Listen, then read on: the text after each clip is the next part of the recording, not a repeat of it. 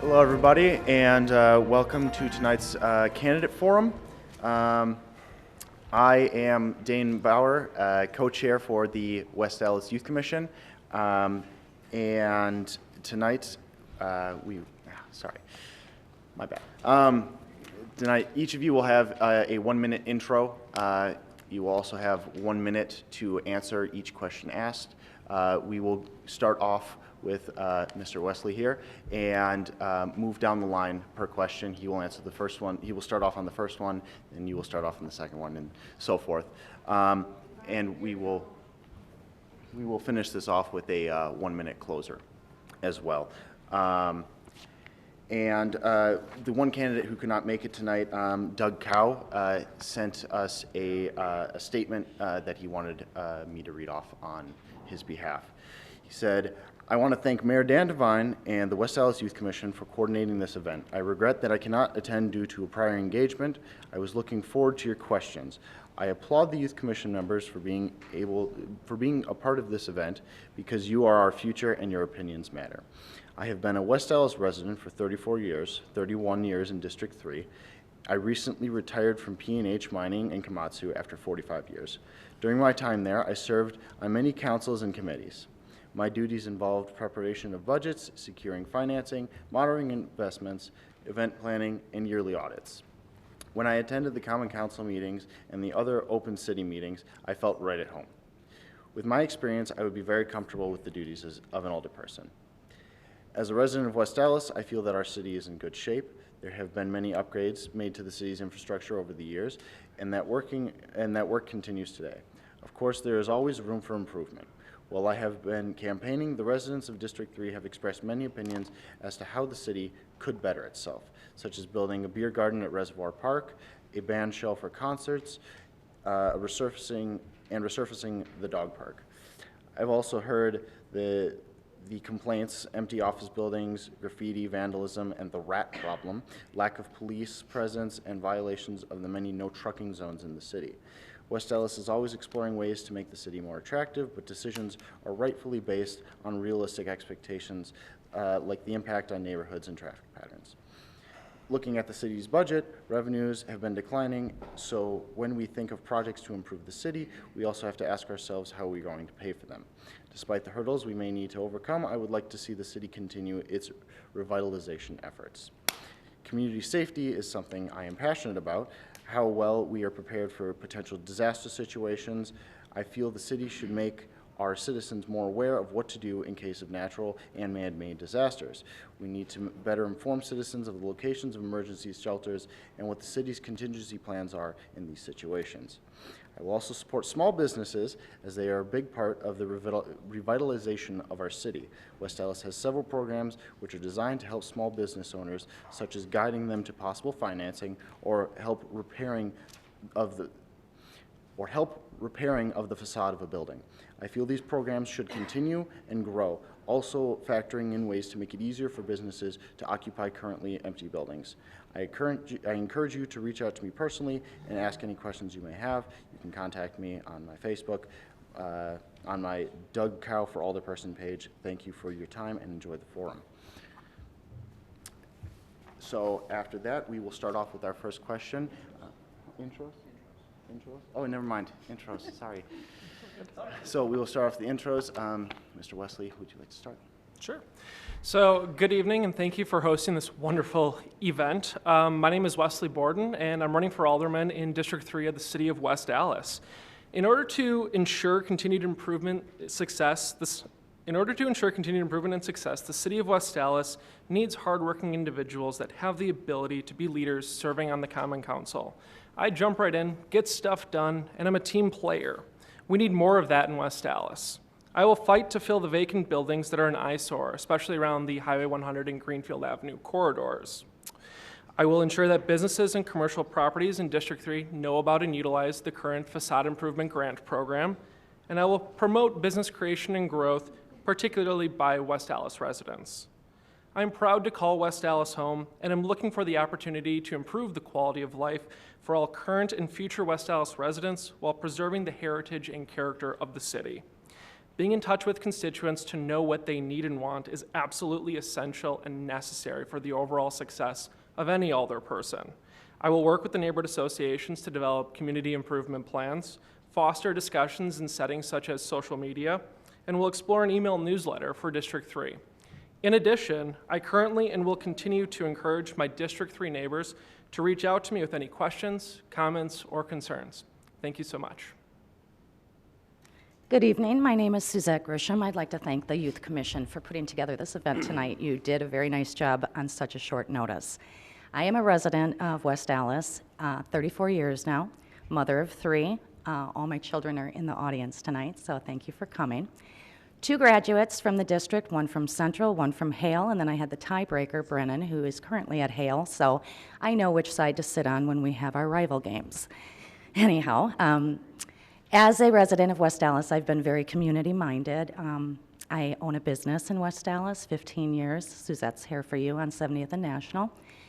I've kept myself involved from the beginning of my residency, from mentoring young girls in Girl Scouts and working with different programs along the way that were more motivated for things that I was interested in.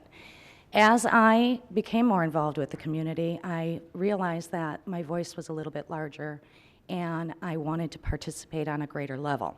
I was approached probably 8 years ago when we were looking at putting together a panel of residents for the Strategic Planning Commission.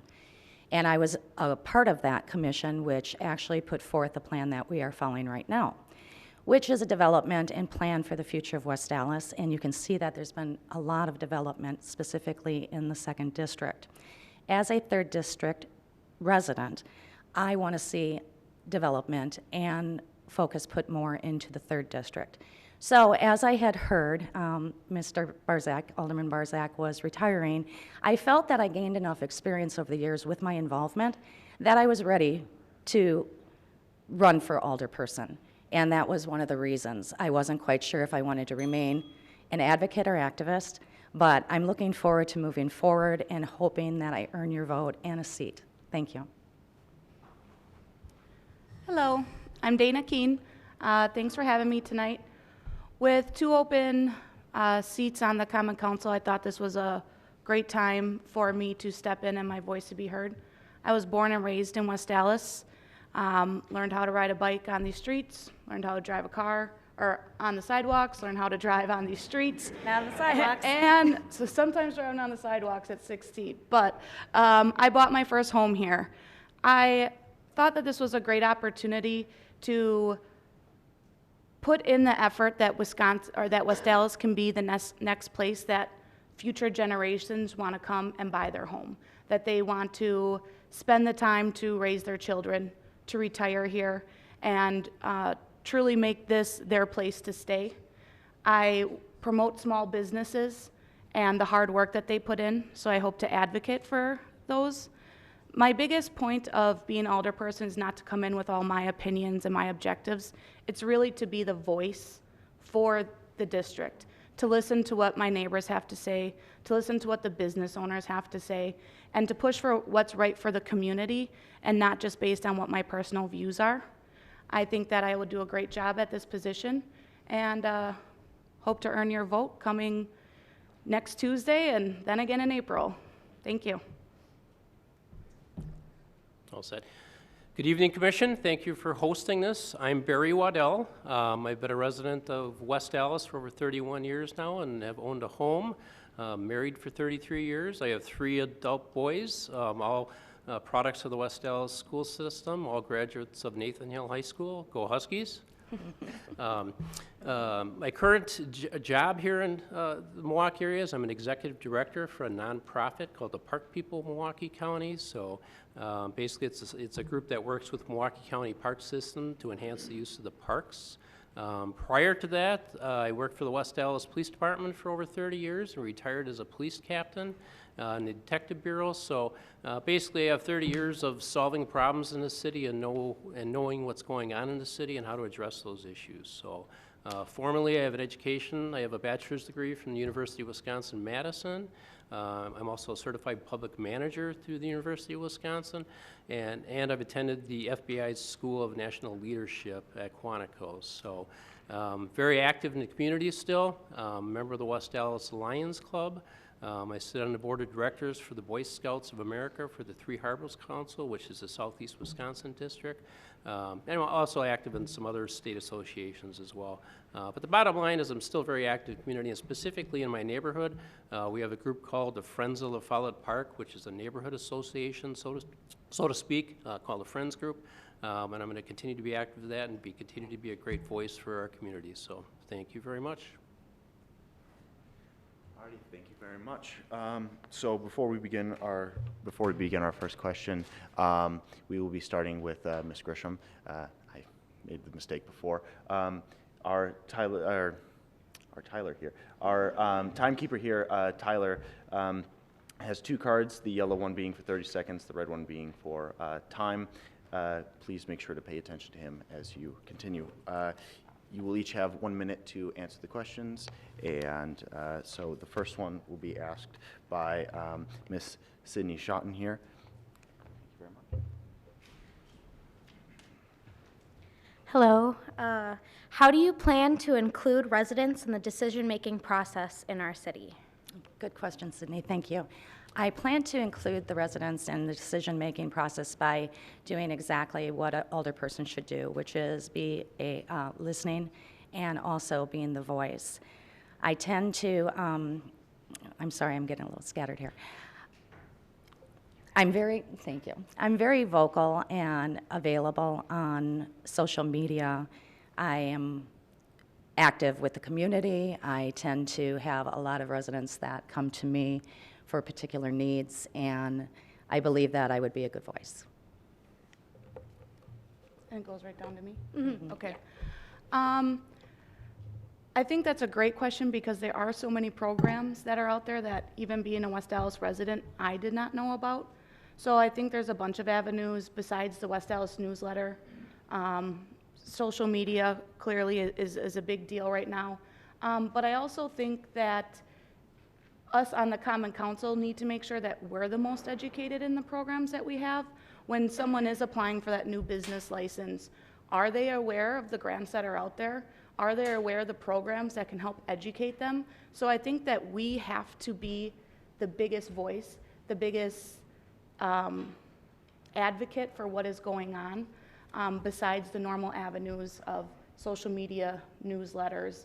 I really believe that we need to be the strong voice and get that out there.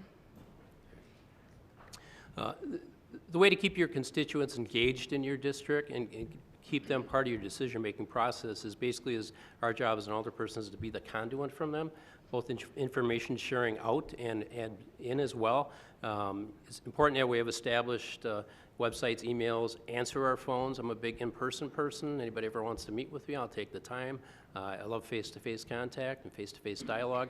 And it's really getting to understand what's at the heart of what people are expressing and bringing that back when you make decisions. It's a two-way street. And I'm a big advocate when people come forward with problems that we're going to make decisions on, that they have a solution with it. Don't generate a problem without a solution. That's what you're out there to do as part of a community. So, thanks. That's an excellent question. My plan is to be not only a voice for the community and for constituents of District 3, but also to listen to what they need and what they want. I also would like to work with the neighborhood associations to figure out what plans are most important to each neighborhood. Each neighborhood is unique. They all have different needs, and each citizen is unique, and they all have different needs. I plan to listen to all of them via the neighborhood associations, and I'm always available via text message, phone call, email, social media, this, that, and the other. So, yeah. Great, thank you. All right, asking question number 2 will be Tyler Beeks. Hi, so my question is, for what reasons may your fellow candidates find you unfit to be elected? Does it start with me? It starts with Okay. you. I don't know, these are great people, but I would think that maybe what some might perceive as not theirs, I haven't owned a business in West Allis, so while I advocate for it, I don't have all the education that someone who is a business owner might want of an alderperson. But I think that question is really more so, what wouldn't make me fit is if I chose then not to educate myself and not to learn more about it. So I might not have all the answers, they might not think I have all the answers, but I do plan on working to find those answers and to have good education on the topics that come up. Your question is would people find unfit, correct? For your fellow candidates, correct?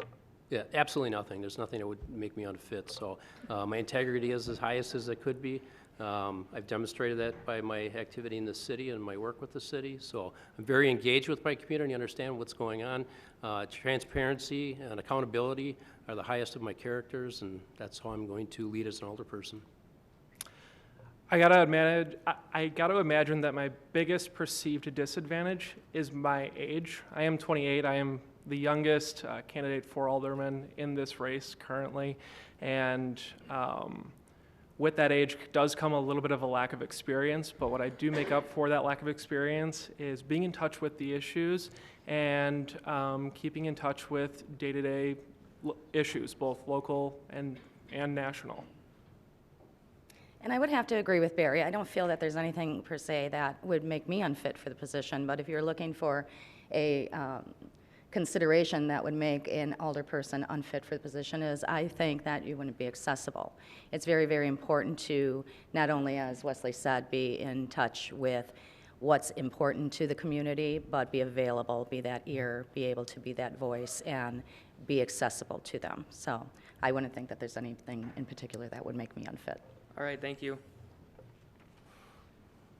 All right, asking question number 3 will be Rebecca Rick and Mr. Waddle, is it? Waddell, thank you. Waddell, sorry.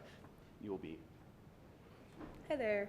My question is, what do you believe to be the high points and low points of your district? The high points of our district, I think, is the fantastic neighborhood associations that we have established now. We have Rainbow Gardens on the far west end. We have the Friends of La Follette Park in my area, in the central area. And Suzette's been working on establishing a neighborhood association in her area as well. Conrad's Gardens has also been active. They had some communications and they've had some meetings, but I think that's the biggest thing is we have an active, engaged group already in the district. The negative parts of our district, I think, are some of the issues with, I would say, some of our vacant buildings, as Wesley mentioned, but those are tough issues. These aren't small-town West Allis issues. These are national issues, but I think we have an outstanding city development authority and a Department of Community Development that's really been putting a lot of effort. And just watching and reading about the Highway 100 corridor project, I think the city's moving in the right direction. So I think that issue will be addressed. And combining, I think, our citizen engagement that we have right now with the future growth of businesses, I think we're on the right track. I believe that our biggest asset is our safe, family-oriented communities and their associated neighborhood associations. Every community has something that's really, really unique and special about it. Conrad Gardens has Reservoir Park. Rainbow Gardens has a really, really active neighborhood association. And, and the Rose Hill neighborhood has just a fantastic group of people residing there, all looking out for one another. Our biggest drawback is probably the vacant buildings along the Highway 100 and Greenfield Avenue corridors. Luckily, there is a plan in place. It's not going to be the fastest plan to implement, but it will be all-inclusive, and it should be pretty awesome once it's completed. I think one of our most valuable assets in District 3 is actually our representation. We've had phenomenal representation over the years, and I think that has motivated a lot of us who are sitting here today to say, okay, we want to step forward and keep that going. We have citizens that are so engaged, and as both Barry and Wesley said, our neighborhood associations have really paved the way. And I can't thank the residents enough for wanting to have that safe community, wanting to step up and be part of something. And District 3, the drawbacks would be our vacancies, no doubt. But with the current plan going forward, we just had our our Highway 100 study, and Gensler put together a really great vision for the redevelopment of the corridor, which I think moving forward, once we put that focus back in District 3, will be a highlight and not a deficit. There's a lot of challenges right now, but I think going forward, working together will make things happen. I would say our biggest asset are the people, the neighbors. I have lived in my house for about 7 years, and the neighbors are friendly. When I go into a new establishment, even during happy hour, people are nice, people are friendly, people are engaged. Part of that I do mirror Suzette with. We had great representation that I think our neighbors are very informed, which has them being very involved. But that's to me, the biggest asset, and part of the reason why I stay here is the neighbors are great. We look out for each other. Hopefully, we meet each other. We wave to each other at the gas pump, at the grocery store.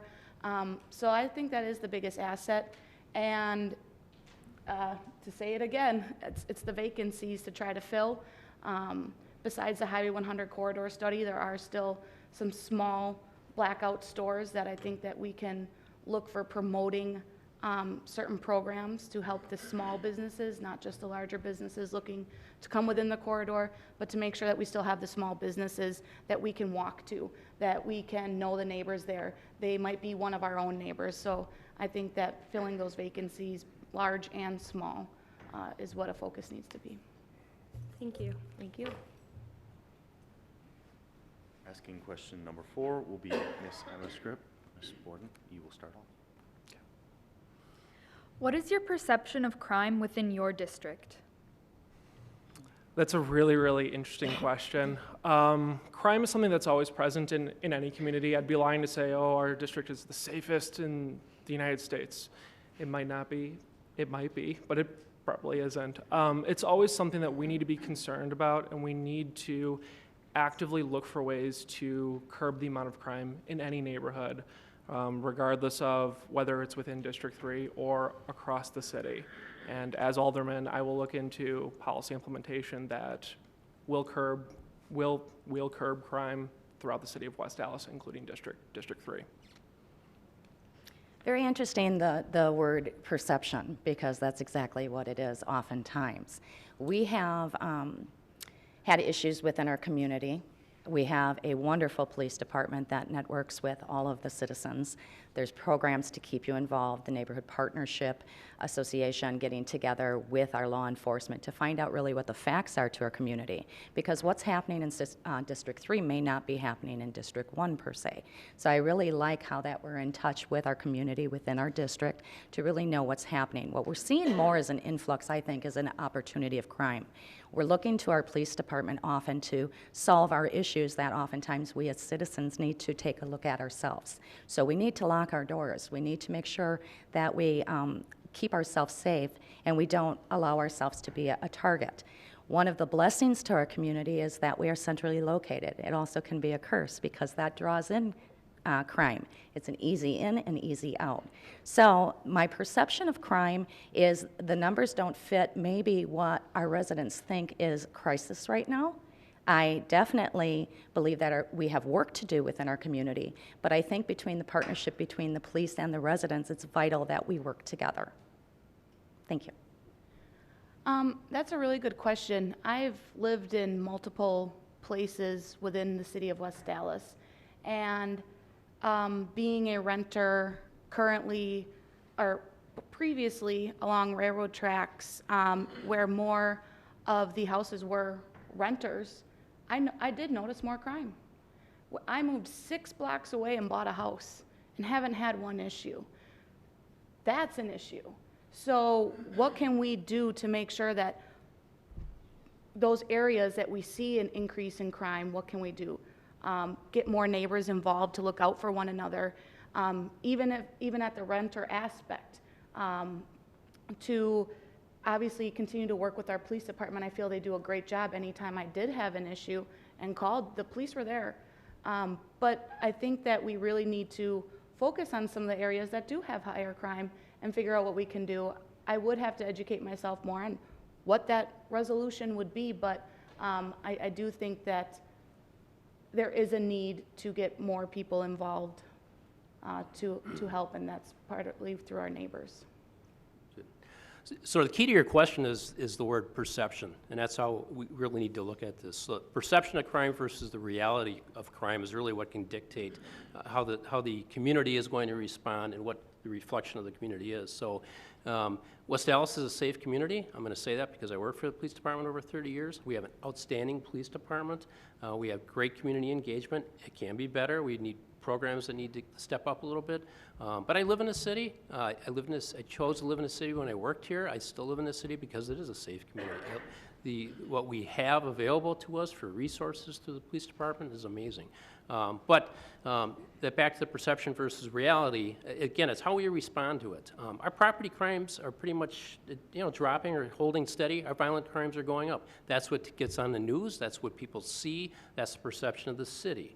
So how does our police department respond to it? How does our media respond to it? What's our engagement with the media when we have big incidents we're not trying to hide things, but basically explain what's going on. So it's really how we respond to it. So on the backside, about the reality of it, it's the collaborative approach, kind of what Suzette brought up. It takes a village. We can't solve problems specifically with just letting the police department run and take care of everything. I can speak from my area where I lived in. When I worked at the police department, we had some graffiti at La Folla Park. This is my own backyard. This is my neighborhood. I'm supposed to solve the problems in this city. It wasn't happening. I wasn't doing it. So basically forming a neighborhood association, addressing the problems, and it's back to where it should be now. So thanks. Thank you.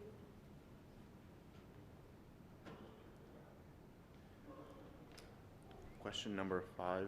Question number 5 will be asked by Ms. Sophie Zhang. Ms. Grisham, you will start. Hello. Hi. What is the greatest movie of all time and why? Ooh, thank you.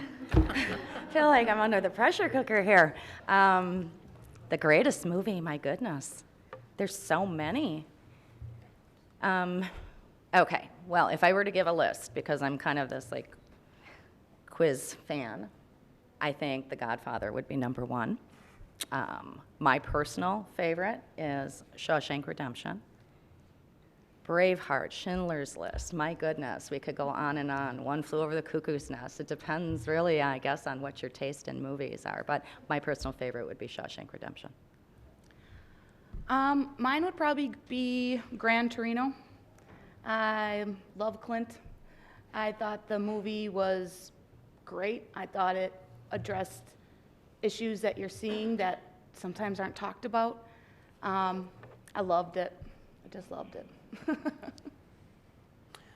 So it would be, I guess, my favorite movie, and that would be Stand By Me. To me, I think it's just a classic movie, classic writing, and it's just kind of really exemplifies some of the Americana that's really taking place out there, especially in a small town.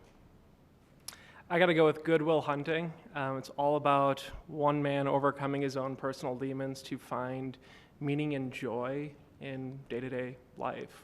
So, yeah. Thank you. Alrighty, question number 6 will be asked by Miss Emma Scripp, and Miss Kane, you will start off. How will you, as an alderperson, fight the battle against opioids in West Allis? That is a deep question. It is definitely an issue that has become more and more. I've known people from high school that ended up having opioid addiction. I think we have a few good programs coming. We have the potential of the Behavioral Health Center that is going to be down on 68th Street that I think will give more options and outlets for people that are struggling with addiction. The Mobile Integrated Healthcare Program is something that I just learned about, and it's a great program that will help reduce 911 calls, but it's a follow-up program. So you have someone who had overdosed, takes them to the emergency room. They're not just being released and sent back out to overdose again. It's educating them on what treatment centers are available to them, what facilities are available to them, what tools are available for them. It's follow-up from our own EMT and fire department to ensure that they have the support needed. So the opioid process or problem really is a collaborative process. Again, this isn't something the police department's going to solve. They're not going to wipe drugs out of this community. It's a huge mental health issue, becoming the addictive issue portion of it. So, the opioids are a very addictive drug, as we all know. We're seeing lawsuits against some of the manufacturers. I think that process is great. I think that needs to continue. I think we still need the enforcement end of it. West Allis has a very strong approach to going after those that are, selling the opiates and putting those people in prison. But on the other end, it's the users too. It's a serious addiction problem. It's across all the lines of our communities. So I've seen 16-year-olds addicted, and I've seen 65-year-olds that are addicted. Both I've seen, 16-year-old dies, and 67-year-old people die as well from the overdoses. So again, it's a collaborative approach. There's numerous facets that need to come together to make it effective. So. It's an excellent question. I mean, the opioid crisis is not something that's just unique to our own community. It's unique across the United States of America. In order to curb the adverse effects of it, I think we need to start with educating the people within our community, educating them about the adverse effects, educating them about the tools and resources that are currently available to them. And this can be something that can be wrapped up into a community improvement plan that's enacted by a neighborhood association. I think that education is key, and I think it's a great first step. Are we going to completely eliminate the problem? No, but like I said, it's a great first step. Thank you. I was hoping for this question actually because the opiate use is rampant across the nation. So I took notes on this actually.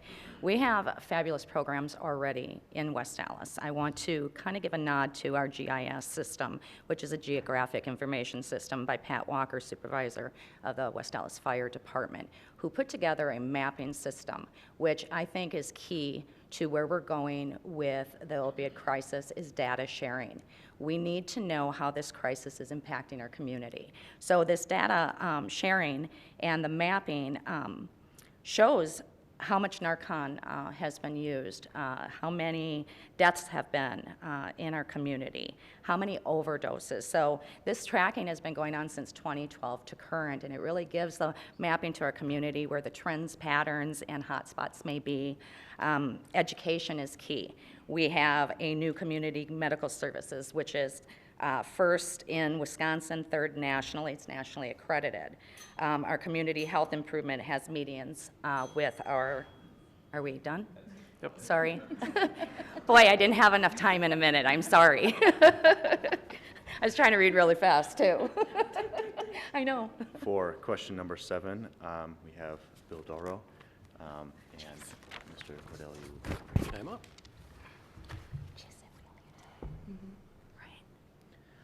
What do you believe would be the ideal use for the vacant pick and save on Highway 100 and Greenfield Avenue?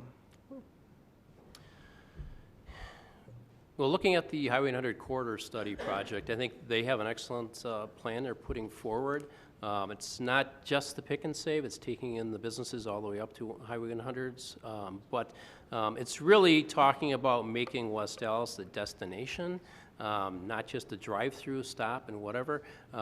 West Allis needs to be a destination for working, living, and playing, all three. We want people to be in a neighborhood they can walk to their stores, walk to their food and beverage places. You want businesses to be in those same areas as well so they can do those same type of things. So mixed use is great.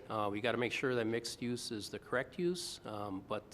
So to sum it up, that area, mixed use development, combining offices, food and beverage, some retail outlets, all again, making it attractive as a destination place, not just drive-through stop, but I think that's the key to it. So. I'm going to second what Barry said about the vacant pick and save. The best use for it is probably mixed-use development. And for those of you that don't know, mixed-use development is a combination of both residential and commercial wrapped into one building. So think of it like condos or apartments above storefronts that are at the street level. That right there will allow us to provide housing for our growing city, and it should attract people as well as individual businesses. So not only are we going to house those people, we're actually going to give them a place to work that's fairly close to where they live, something that that area desperately needs. Thank you. Okay, and I'm going to say the same thing. I think mixed use is very a viable option for that area, but I have to speak to actually what has been happening with that particular pick and save. It's been vacant for a number of years, but we have an issue with the property owner of the business that there might be viable tenancy, but we have an owner who might not allow that lease to take place. So it's not just the matter of what we want to put in it, it's what would be viable for the area, kind of to go hand in hand with the study and the corridor redevelopment. But I would kind of reiterate the fact that mixed use would be a good option for that area. Well, clearly we all read the same thing, because mixed use, I personally think one-stop shop would be great. Entertainment, I personally would like to go buy a new outfit, go to lunch, maybe go see a movie, have a beer after, and park my car and do all that in one stop. I think other people might feel the same way, where we're all busy. Why not have an area that we can just pound it out on a Sunday and get it done? So I really think that the mixed use is the way that we need to go. I think that would be the most beneficial right there. Thank you. We're voting to take your bell away soon. For question number 8, we have Miss Amelia Bader, and Mr. Borden, you will be starting. Hello. Hi. If you had $5 million to spend on the 3rd district, what is one thing you would bring in? That's an awesome, awesome question. If I had $5 million can buy you a whole lot. First and foremost, I'd probably finish up the improvement plan for Reservoir Park, implement that splash pad. That's, $600-ish thousand. And I would then have the Community Development Authority absolve some of the buildings, or one building or many buildings along the Highway 100 corridor, to redevelop them. Thank you. That is a good question. $5 million, although it sounds great, isn't a huge amount of money to do redevelopment. However, I would love to see a youth community center built, something that would be geared more towards the youth of our community. I think that is a deficit. The skate park is a phenomenal thing, and that has kind of been proof that, you build it, they'll come. However, I think there aren't as many resources available for our youth, and I'd like to see that with a sports center. Yeah, I think that's a great idea. Part of the $5 million that I would use is towards resources for veterans. I don't think we have enough programs out there and outlets. So I would really like to put my focus on assisting veterans, whether it be with housing. You do have the VA hospital. Not everyone has the feeling of walking into the hospital is their ideal situation. And I think we need to have more casual meeting spots as outlets, as suicide is very big on those coming home, and even those in the past. So I would put, besides revamping it, is really focusing on the veterans. And I'd go back to the previous question. Really, I'd put that $5 million in a grant program and use specifically for developing and enhancing the new businesses that come into the city. So it's key. $5 million is not going to go very far, but that's what I would do with it. That's really where we need some of that money to be focused on. So. All right, thank you. For question number 9, we have Ms. Sydney Schotten, and Ms. Grisham, you will be starting us off. Okay. What community activities are you currently involved with? Oh, community activities. The community activities that I'm involved with would be Girl Scouts. I still involve myself very much with the Girl Scouts. As it was mentioned, I'm looking to get our neighborhood association off the ground, which would be Conrad Gardens. So I'm networking with a host of my neighbors as well as our local leaders to come together, and that's one of the bigger projects that I'm working on is the neighborhood association. Currently, I do volunteer at the VA, especially during the holiday season with handing out Christmas presents to those.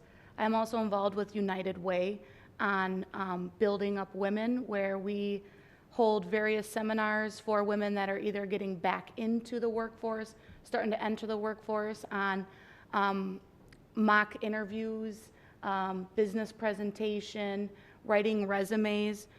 So that's one of my big passions.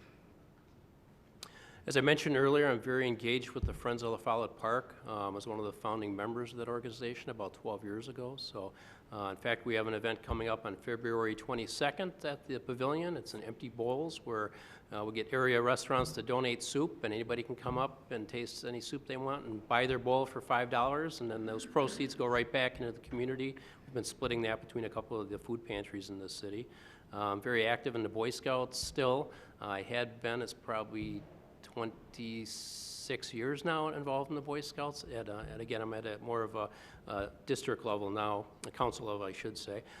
Very active in the West Allis Lions Club, which is a civic group here in the West Allis, so we do other community events as well. And I'm very active in my church. I attend Epicos Church, West Allis, which is the old Paradise Theater. My wife and I are very active in the community program, specifically in a holiday helper program, where basically we get our members of our church to donate items specifically that are listed by the West Allis Health Department, and those items go right back to the community. Thank you. This is a pretty awesome question. I'm very involved in my local church, the Holy Assumption Church, which is right off of 72nd, just north of Greenfield Avenue. And I help them out each and every Christmas, you know, getting gifts and distributing them for needy families throughout the area. While it's not a part of this community, I also volunteer my time for Free Bikes for Kids in the Madison area, which is a nonprofit organization that gathers bikes, fixes them up, and distributes them to underprivileged children within the Madison community. And then I'm also trying to work with the existing Rose Hill Neighborhood Association to get that revamped and restarted and firing on all cylinders. Thank you. Thank you. I will be asking question number 10, and Ms. Kane, you will be starting. If you could sit down with anyone in history, who would it be and why? Ooh. Wow. That is a really good question. I think that I would probably have to sit down with Abraham Lincoln. I would want to know, he was kind of a trendsetter then.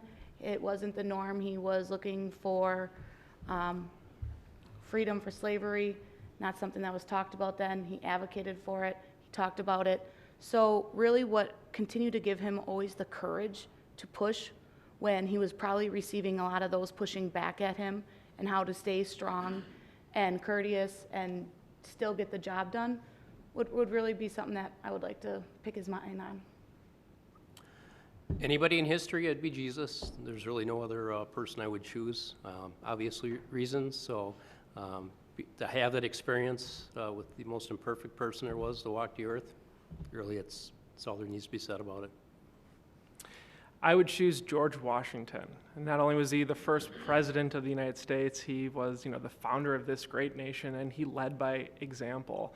I would love to pick his brain on leadership skills and leadership traits that he cultivated throughout the years and exemplified throughout his first 2 terms as president. Okay, I'm looking at history in a little bit different way than maybe you are, and I know you're going to be very literal, but if I could go back in history, I'd choose my mom because she passed away 2 years ago, and she has been and was always the rock in my life that has driven me to be the person that I am, and just to have one more moment with her, that would be something that I would love. Thank you very much. For question number 11, we have Ms. Sophie Zhang, and Mr. Waddell, you will be starting off. Hi. What do you think is most important for West Allis right now? Growth in new residents or growth in new business? It's both. I mean, it's really making, as I mentioned before, we need to make West Allis, or continue to make it an attractive destination spot for people to live, work, and play. I think our image in West Allis is fantastic. I think there's a lot of young people that want to move to the city because it's still affordable. I think there's a lot of opportunity here. So I think really to pick one or the other would be unfair. So really it's a combination of the two. We just need to keep moving forward. Your generation here are the future leaders, the future homeowners, and hopefully you're the ones that want to come back to live in the city because you like living here and you like the opportunities. So I think that's the key. A healthy balance would certainly be ideal. However, if I had to choose one or the other, I would choose business development because business development, with business development comes job openings, which allows people to move into the city, and properly run businesses naturally attract people into our city. So I think you start there and then focus on building up the surrounding communities. Thank you. And I think that goes hand in hand. In order to bring residents, we have to have a strong business base, but it takes a lot more than just the business to build a community. So the focus it has to be a balance, in my opinion. So kind of as Barry said, you have a community that you want to raise your children in. It takes more than business to make that happen. So it takes community working together, a strong level of city services offered, good neighborhoods, good communities, good schools, all of that. So if I were to choose one or the other, it would be very difficult, but I would say building our residential and bringing residents to the area is very key right now. While I agree there needs to be a good balance, I would also agree with building residential. Part of the reason why I say is the Great Neighbors is the affordable housing. I was being a first-time homeowner when I bought my house, I was 27 and realized that's what I was paying in a rent, and I could achieve that goal here in West Allis was important to me. And I think it will come twofold. When they see the residents are there and what the residents need, then businesses will come to help fill those needs. So I really think building up residents, it would be my priority. Thank you. I will be asking question number 12, and Mr. Borden, you will start off. Should the government have any regulations against unwanted or hateful speech? Why or why not? This is a really tricky question to answer because it, violates our any sort of regulation that would violate our freedom of speech, I would naturally be against. However, I do not and will not tolerate any form of hate speech ever, and I will speak out against it for as long as I live. That's how I was brought up. I was brought up in a really loving family that promoted that loving culture. And so, like I said, I will never be tolerant of it, but to eliminate a voice for someone, I don't agree with that either. So, yeah, thank you. I believe that our amendments are just for our protection. So speech, whether hateful or not, is something that I don't believe is censored. Action, yes. If someone acts upon those words, it's a total different thing. But I think you cannot censor one's voice. Sometimes we'd like to, however, that is not what our Constitution is about. So our freedom of speech is very valued. If we start censoring certain things, that sets a precedence. Where do we go from there? So no, I would not censor any form of freedom of speech. I agree, I would not either.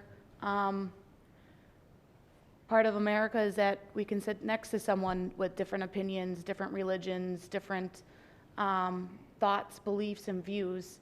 And if you ask me, that's what makes it great.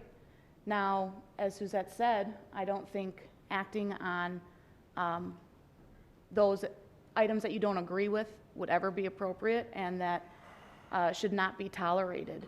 But regardless of the comment, whether one finds it ignorant or not, it's what people are allowed to do. You know, our freedom of speech is guaranteed by our Constitution, and it's been that way for the years that it has, you know, for a reason. So I think the big issue is our audience it's being addressed, and what's the purpose of the speech, and I think that's key.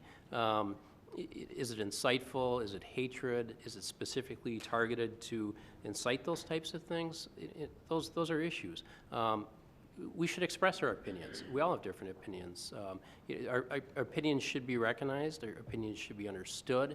But again, the personal attacks and putting somebody down or putting a group down just because they can, I have some issues with that. But true censorship, no. Look at the audience. You know, audience can always walk away from it. Don't give them the platform that they need. I think is big too. So. All right, thank you very much. For question number 13, we have Bill, we have Gabe, and Ms. Grisham, you will be up first. Okay.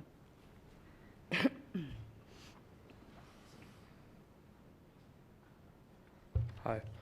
Is the budget for the city of West Allis too high, too low, or just right, and why? Could you repeat that, please, Gabe? Is the budget for the city of West Allis too high, too low, or just right, and why?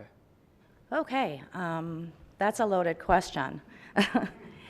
The budget as it stands is, and I have to become a bit more educated on this particular item that you're asking. However, our budget right now, as Mayor Devine put it out there, I think we're right about where we need to be, but almost where we would look at how are we maintaining our city services at the budget that we have right now. If you look to Milwaukee County, I think it has been proposed that there be an increase in sales tax, because we're not the only municipality that is suffering right now. Our property taxes are high. We need a bit of relief. And I believe to maintain our city services and other things that we're used to in our city, we have to take a close look at the budget and see if we are able to maintain without looking at a tax increase. Okay, that was not a nice note to end on. Tax increase is not what I would support, by the way. I'll be really honest, I'm not sure. I understand the budget, but I don't know where all the dollars are going. I would really need to, sitting on the council, educate myself on where those dollars are being spent. Without the full information, I can't say it's too high, it's too low, because I don't know where the money is going. Part of this is to educate myself and to learn more about it. So I would really have to spend the time and learn and figure out where those funds are being allocated, and then we can decide, or I could make my personal opinion on where I feel that budget would sit. It's great to increase our budget, but those are expensive, and to balance our budget, we need revenues. So, and that's always a tough one. There's a lot of restraints out there right now on the state level for our spending here and our caps that are on the budget as we speak.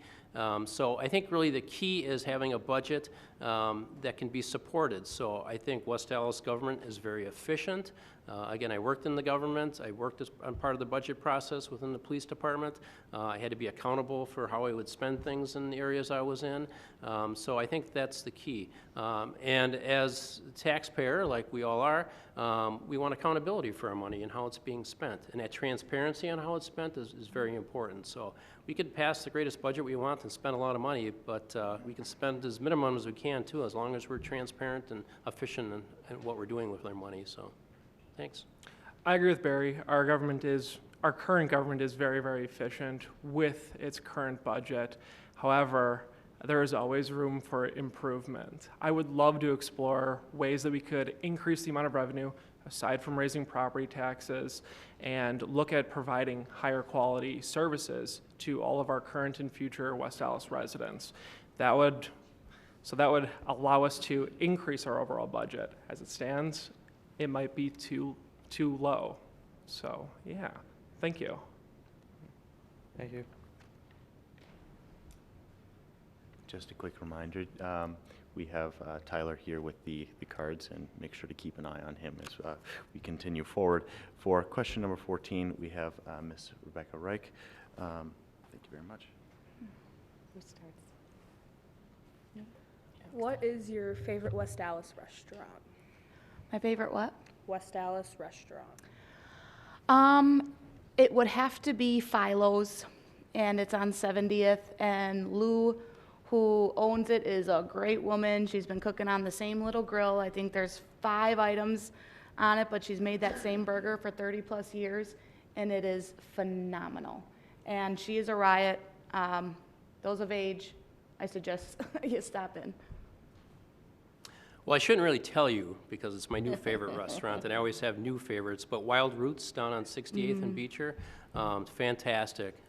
That whole corridor down there on Beecher Street, if you people haven't been down to check it out yet, great things are happening in that 3-block area. So Wild Roots, the chef came in, he's got some Asian flair in his food, he's got some whole foods, some really unique things.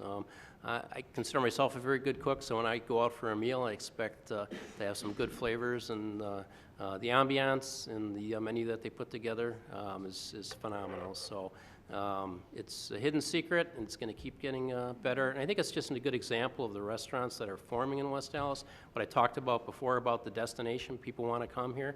We have friends coming from out of town that are going to come back to this restaurant specifically to eat there. So. That's it. Wild Roots, check it out. My favorite cuisine is barbecue, so I gotta go with Double B's. It is fantastic there. I love it. All the meat is, smoked in-house right there that same day. Thank you. Well, you're going to see signs in each of these restaurants that we plugged today, but there's so many options of great food to our area, and I'm so excited about the options. One of my favorites is a friend of mine who opened her restaurant just a few years ago, and it's The Farmer's Wife. I love comfort food. I love kind of like the taste of home. I encourage you to stop there. She's a wonderful chef with a great staff, and Wild Roots too. That would be my second. I just stopped there too. So you get a chance to stop in, patronize these businesses. You would not be disappointed. Thank you. For question number 15, we have Tyler Beeks, and Mr. Waddell, you will be starting. How do you plan to increase minority representation in protective services given the current climate surrounding police officers? West Allis has done an excellent job of recruiting minorities throughout the city.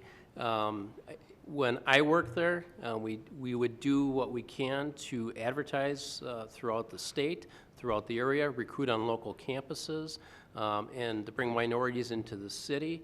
I think West Allis is a great city to work in, especially in a police department. There's a lot of opportunity, there's a lot of room for growth. It's a very well-paid department, and again, it's a very highly educated department. So I think really the key is just continue to make it an attractive place for all people to come and want to work. So we have to reach out as a department to go and find those people that want to come work there. But there are parameters. I mean, there's education requirements to begin with. So you got to target specific areas, mostly the colleges, to recruit these people. So there's a state website called WileyNet where department places the ad, so to speak, for the department. And that's one to use as well. So it all begins with the marketing aspect. I think West Allis has done a fantastic job in the last 2-3 years in marketing how great the city is and allowing people to come and experience that for themselves. I think if we increase the level of marketing and increase the amount of development that we see, it'll certainly attract more and more people, minorities included. And I'm really, really excited for that. Thank you. May I ask you, was that specific to our city services, our police department and fire department? I didn't hear the end of your question. The question is, how do you plan to increase minority representation in protective services given the current climate surrounding police officers? Okay. I believe, as Barry said, we have an outstanding police department. We're looking to market opportunities for minorities to come into the community. the standards that we have, say with our fire department, I believe there was just an article done on this, that there weren't enough minorities in some suburban fire departments, for example. And a lot of that is attributed to testing and having the opportunities available for minorities. So I think we're looking to work hand in hand to bring minority to our community. Marketing is a big quality that will help out. I think that we're kind of in a great spot in West Allis, being surrounded by Milwaukee County and the diversities that are already in Milwaukee County to be able to bring it to West Allis. But I think that maybe we need to reach out a little bit more to those who are graduating and let them know the services that West Allis has, and let them know the benefits of being in the protective services within West Allis to make it an attractive place, not only for them to want to come and start their career and plant their roots here. So I think education and getting our word out, especially those on the council, would be very beneficial. All right, thank you. Thank you. For question number 16, we have Ms. Emma Scripp and Mr. Borden. You will be starting off. What is the most crucial area that West Allis needs to improve upon? I would argue it's the Highway 100 and Greenfield Avenue corridors, focusing on redeveloping those areas and focusing really heavily on the existing facade improvement grant programs, ensuring that businesses as well as commercial property owners know about and utilize them to create a nice, attractive place to come visit, work, and play. Kind of a destination type of location. Thank you. Okay, I think that our focus has been a lot into the development of larger business. I do support small businesses. I'm a small business owner, but kind of going back to that question about where we would place it on business or if we would place it on residential, I believe that we really need to focus on our properties. Specifically when the housing market fell out, we're now rebounding, and a lot of our areas have been subjected to blight, and we need to have a bit more accountability in our areas. We need to take a look at our properties, homeownership, as well as those that own properties and our landlords to address the issues with blighted properties. I would agree with Wesley, and it would be Highway 100 and Greenfield. I think that if we could revamp that, it would be attractive to those who are coming into the city. Not only that, with the potential development, the amount of jobs would increase. When I did read that Highway 100 corridor study, I did find it interesting that of the employees, which was 14,192 that worked within the study area, 98% of them do not live within the area. So I think that if we could possibly revamp that area, we could have more people within the community that live in the community, working in the community. Our focus really needs to continue on the entire city and keep making it the attractive city that it is. Again, we have to make it a destination place to work, live, and play. We can't keep losing out to the Tosas and the Bayviews. We're on track. We see the development coming along. I just mentioned the 68th Street area. Those areas are going to keep bringing people in. And it's kind of a domino effect. People want to come and live here. People are going to play here. Businesses are going to come here. It just has a spiral effect on it. So again, I think we need to spend our efforts on continuing to make this an attractive city. So we're doing a great job, and it needs to keep moving forward. Thank you. I will be asking question number 17, and Ms. Grisham, you will be starting off. What would you propose to increase homeownership in the city of West Allis? Could you repeat that, please? What would you propose to increase homeownership in the city of West Allis? Oh, what would I propose? I think that's twofold. Proposing ownership is knowing that our city services, as well as our school district, things that are bringing younger generations to our community. Wesley is a new resident to West Allis, 4 years in, I believe, yep. Wesley. Oh, yeah. And one of the things that he loved about coming to the community is the changes that he's seen within the community. It's a fun place to be. It's up and coming. Businesses are thriving.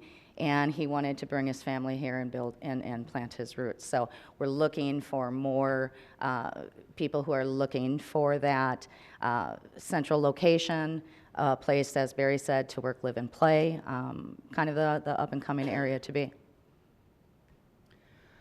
I think it is educating those and having more information on the programs that are already out there. There is a housing rehabilitation grant.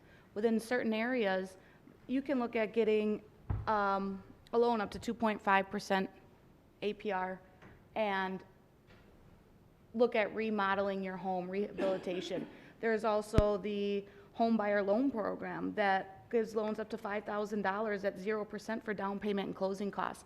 That could be the difference between someone buying their house and not being able to buy their home, is the potential of that down payment is the only thing that's stopping them from moving forward. So I think if we can educate on the great programs that we already have, that it might be more appealing to those who want to move into West Allis. Again, I think we need to go back about keeping this city as an attractive city and expressing it that it's an affordable city as well. I think the median home price right now is like $148,000 in West Allis. That's affordable with the programs for first-time home buyers right now. What kids are paying for rent, they can put themselves in a very nice home, start building some equity, start being part of the community, start getting engaged with the community, and really start developing their lives as being home owners, not just property owners. So I think that's what's really key. And again, there's a ton of programs out there in this area. There's a block grant program with the low interest rates. So the programs are there. Our community development board that I just saw walk by has got some great programs in place as well for businesses that, again, will kind of filter into the home ownership as well. So It starts with the marketing aspect, right? And then it also starts with asking the question, what makes the city of West Allis unique? What makes us better or a better place to live than Wauwatosa, Bayview, other communities that have home prices that are similar, if not elevated in previous years. And what those communities had is an influx of people as a result of unique development. So I think that if we can market and if we can propose unique developments, it will bring people here. And we'll see an increase in the level of home ownership, especially amongst the younger generations. Thank you. Thank you very much. For question 18, we will have Miss Amelia Bader, and Miss Kane, you will start off. Do you think that West Allis is in need of more gender-neutral restrooms? I'm not sure. I haven't really heard a lot of complaints of those who didn't find that there was a sufficient amount. So yeah, I really don't know. I guess I would have to speak to those in the community and find if they find it important. Yeah. I think that's the future in building development, is you're going to have gender-neutral bathrooms. So some large facilities, it's a little harder to do, but as we move forward, I think those are the way. And you see it in new businesses now, in new restaurants, they're pretty much gender-neutral. So retroactively, I think it's not fair to go back to businesses and require them to convert. That can be very costly, but as we move forward, why not? It's just the way it should be done. So. It's a really, really interesting question. It's tough to address because I don't even know if we have many, if any, gender-neutral bathrooms currently in the city, and I haven't heard of it being an issue. If it does end up becoming an issue, I would love to explore opportunities to transition into that style of bathroom use. But currently, I think we're in a great place, and I haven't heard any complaints as of yet. Thank you. Okay, and all three of the candidates here kind of gave the answers that I would. Barry hit the nail on the head. If it's new development, I think those bathrooms can be part of the development.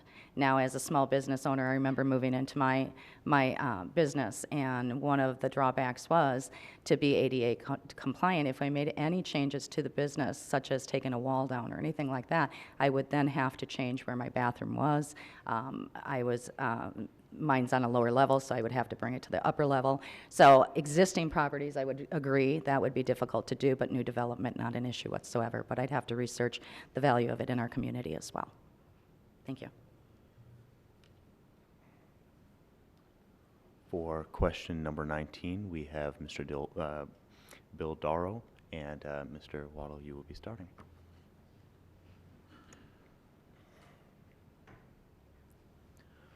Who was your childhood hero?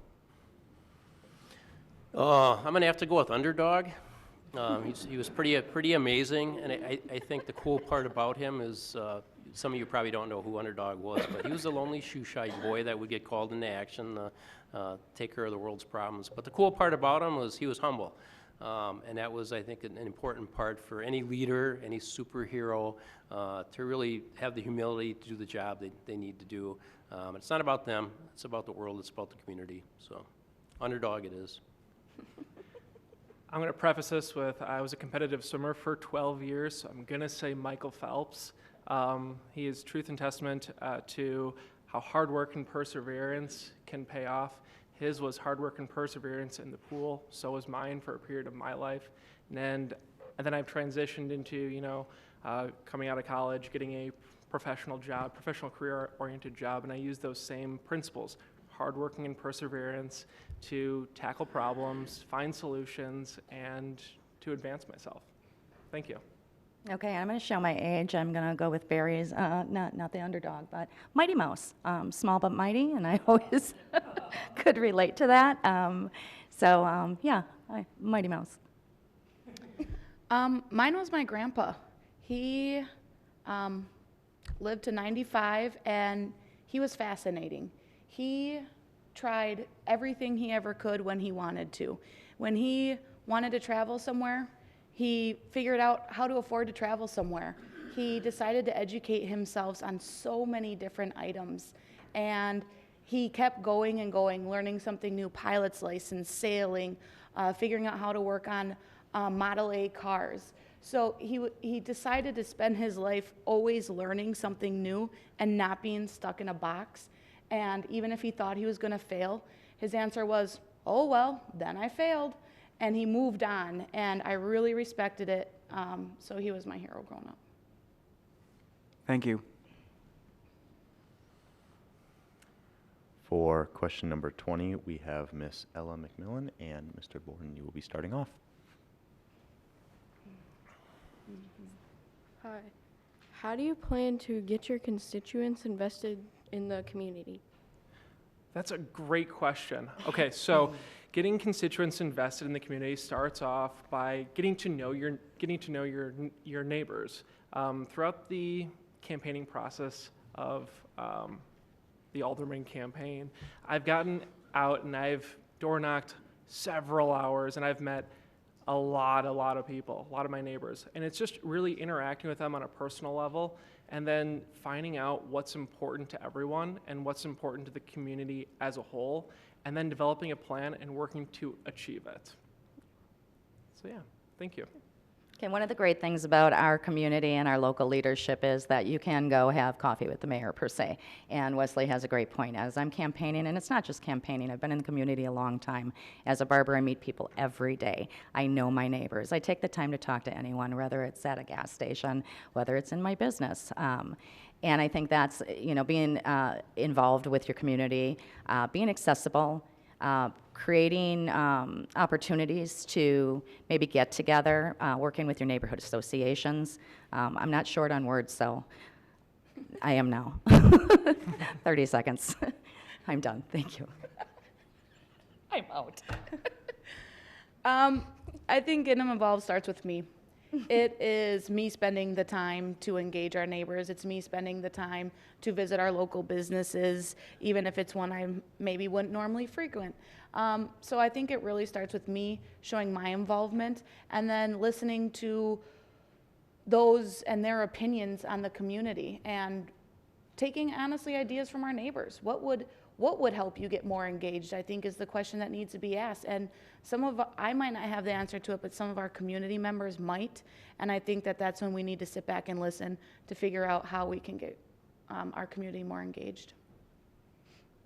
It really starts with all of us getting our community engaged. So it backs us up to being homeowners, renters, whatever in the city, knowing our neighbors, understanding our neighbors, introducing ourselves. When they move in, saying hi, give them your cell phone number. Hey, if you ever see anything or need anything, give me a call. That's what it boils down to. It takes a village to make a community successful. And getting them engaged is getting them feel comfortable within their neighborhood. They start feeling comfortable within their own pocket. They're going to branch out and go to their bigger neighborhoods, out in their community, get involved in their schools. It was important for my kids to be engaged in their schools and their schools' activities, and the Boy Scouts to be part of the community. So I think that's the key, is at that grassroots level, is just getting that engagement. And I can speak firsthand, as I mentioned before, what happened in my neighborhood up at La Follette Park. We were walking dogs at the park. I pretty much knew all the dogs' names, but you didn't always know the owners' names. And it took more to get to know the owners because of things that were going on. That shouldn't happen. So get engaged at a lower level.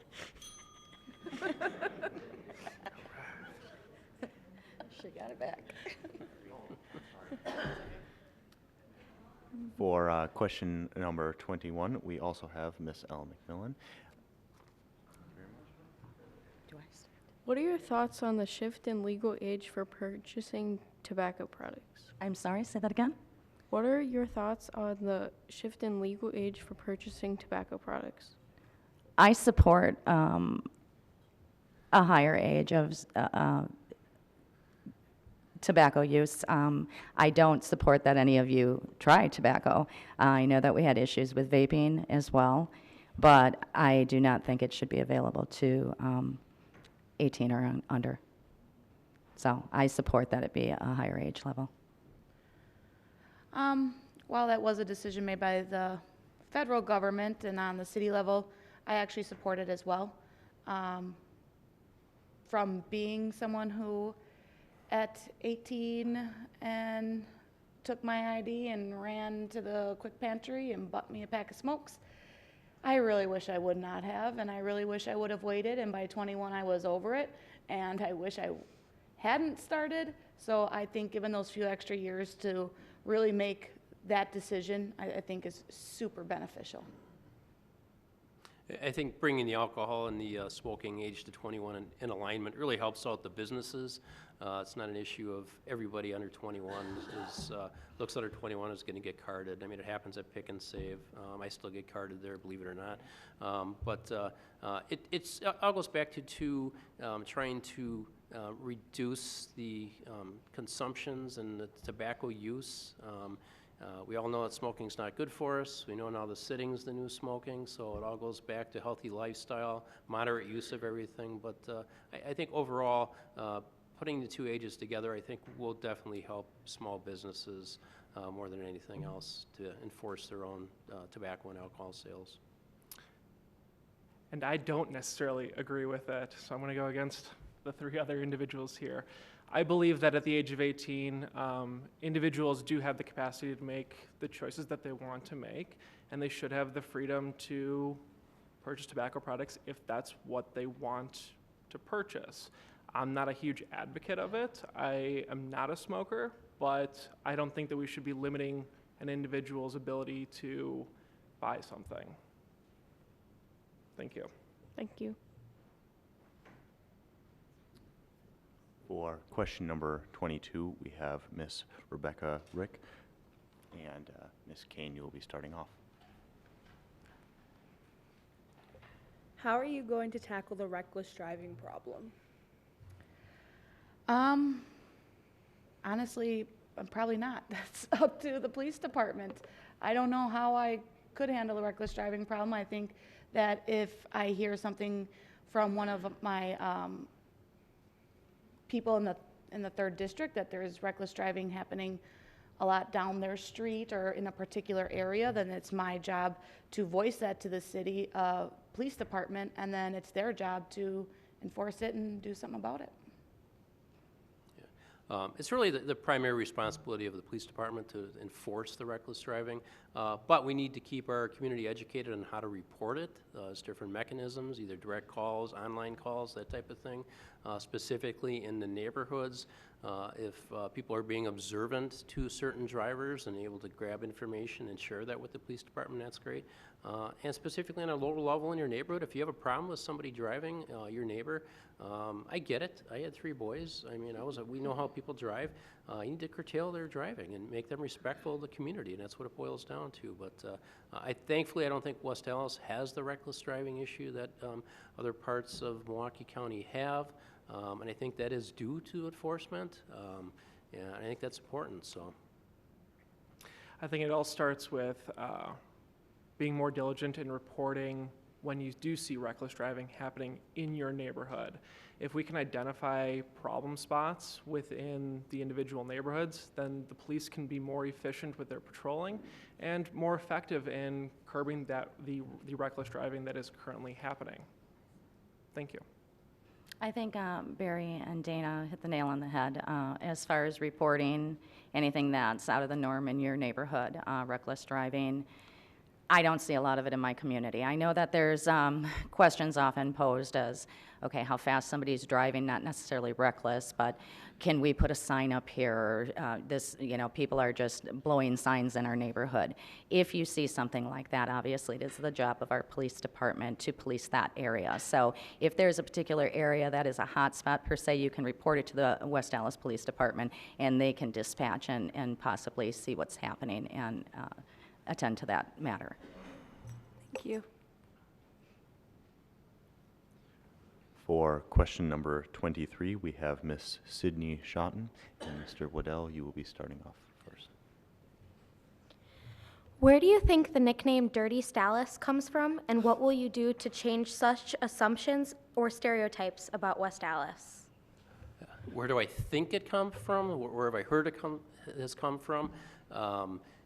Unfortunately, I think that it would transcend back to the legend has it that West Allis was a big industrial town at one time. We had Allis Charmers here, which I do believe was one of the largest employers in the state at the time. And that goes back to that whole blue-collar image of working in a factory, getting dirty, going back out into the communities. So hence the name Dirty Stallis just kind of appeared. But basically it goes back to, again, improving our image.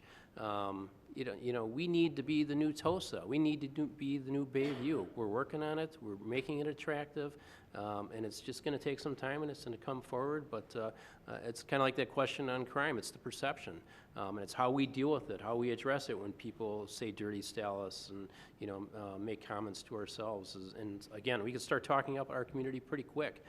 Here's why it's not dirty. Here's why it's a beautiful city to live in. So. I'm going to agree with Barry on this one. It all stems back from our industrial roots as well as our blue-collar roots. The city has always been known for being very, very industrial and very, very blue-collar, which usually translates into lower middle-class housing. And so it got that name because of that image or that perceived image. One way that we can curb that is, again, via marketing and via increased development. Let's make West Allis an appealing place to live, work, and play. Thank you. Okay, this, if you could take a poll, one of the biggest gripes would be Dirty Stallis. I'm not sure if it came from the industrial, but I know that is a derogatory statement that really offends a lot of us who live here. Rebranding is something that we as a city have spent a lot of time recently making our image that of a community that is not Dirty Stallis. I can stand the name. I'm not looking to be the next Tosa or the next Bayview. I think we have so many great things in our community that we need to set the standard going forward. So it really comes from our development, our pride in our city, what's coming from you as the youth going forward to change our image altogether. Yeah, I'm not exactly sure where it came from either. I had assumed it was from manufacturing facilities that were around. And I think to kind of change that stigma or that nickname, slur, whatever you want to say about it, is to continue the beautification of West Allis, working on streetscapes, advertising what we do have in our communities already, the businesses that we have, the houses that we have. I mean, we give out beautification awards to homeowners for having great appeal on the outside. So I think continuing programs like that to reward and to showcase those who take pride in their house is going to be a big deal as well. But I think it's continuing to try to beautify West Allis and continue working on the aesthetics. Thank you. For question number 24, we have Miss Amelia Bader.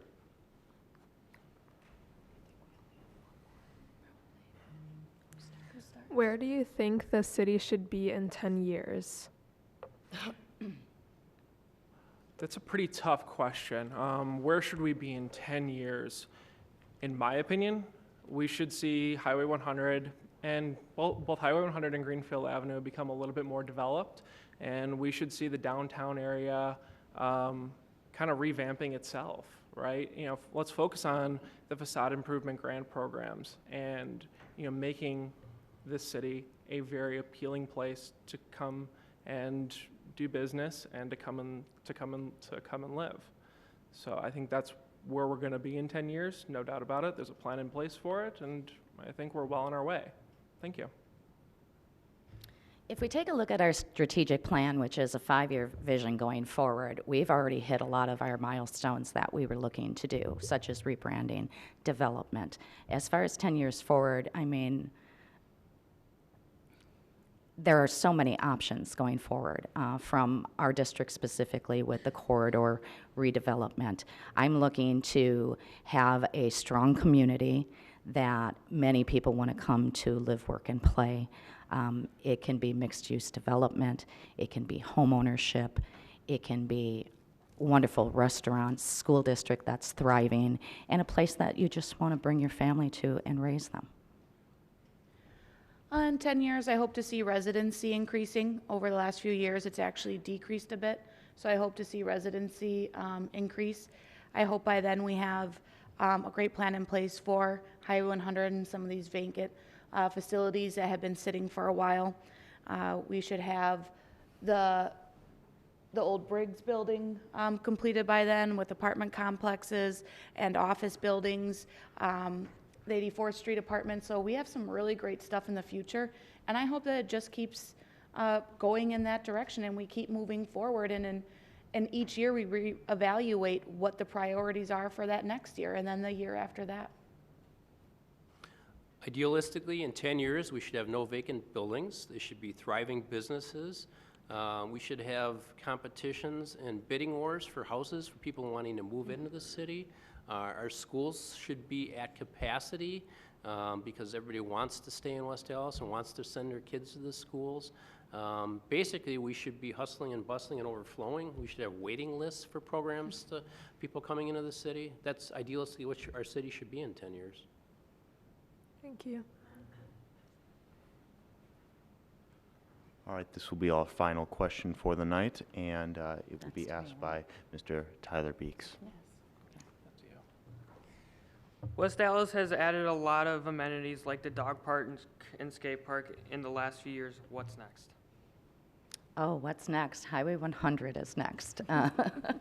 What I had said before, I'd really love to see a youth community center built, and I would love our community to come together to make that happen.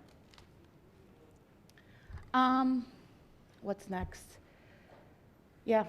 Filling vacancies, really focusing on what we already have on our plate, which is the Highway 100 corridor study, the revamp. We have a dog park, but the resurfacing, you know, making sure to spend the time that what we have, one, we're maintaining, and two, that we're making sure that it's ready to go. I wouldn't mind, I know it's one of Wesley's big goals, but I wouldn't mind seeing a beer garden. So that was what I'd like to see next. I think the downtown development needs to keep moving forward.